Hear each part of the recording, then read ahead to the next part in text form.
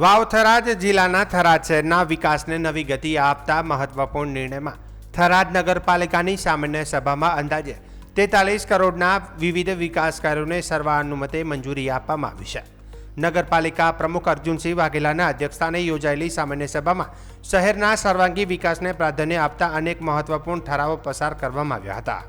સભાની શરૂઆતમાં જ નગરપાલિકાની વિવિધ સમિતિઓની રચના કરવામાં આવી હતી અને ત્યારબાદ વિવિધ સરકારી યોજનાઓ હેઠળ શહેરના વિકાસ માટે રજૂ કરાયેલા પ્રોજેક્ટો અને તેના ટેન્ડરોને મંજૂરી આપવામાં આવી હતી. મંજૂર થયેલા વિકાસ કામોમાં આગવી ઓળખ ગ્રાન્ટ હેઠળ 15 કરોડના ખર્ચે આધુનિક ટાઉન હોલનું નિર્માણ કરવામાં આવશે.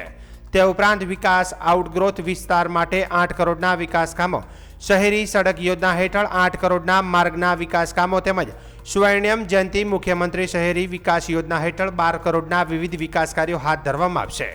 પર્યાવરણને પ્રાધાન્ય આપતા શહેરને વધુ હરિયાળું બનાવવા માટે વન કવચ અર્બન ફોરેસ્ટ વિકસાવવાનો પણ મહત્વપૂર્ણ નિર્ણય લેવામાં આવ્યો છે. સાથે જ નાગરિકોને સ્વચ્છ અને સ્વસ્થ વાતાવરણ મળે તે માટે ઓક્સિજન પાર્ક બનાવવાની યોજનાને પણ સર્વાનુમતે મંજૂરી આપવામાં આવી છે.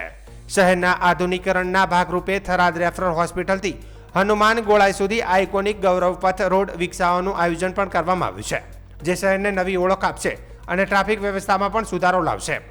થરાદ નગરપાલિકાની આ સામાન્ય સભામાં લેવાયેલા નિર્ણયો થરાદ ઇન્ફ્રાસ્ટ્રક્ચર, પર્યાવરણ અને જાહેર સુવિધાઓમાં નોંધપાત્ર સુધારો લાવશે તેવી આશા હાલ વ્યક્ત કરવામાં આવી છે.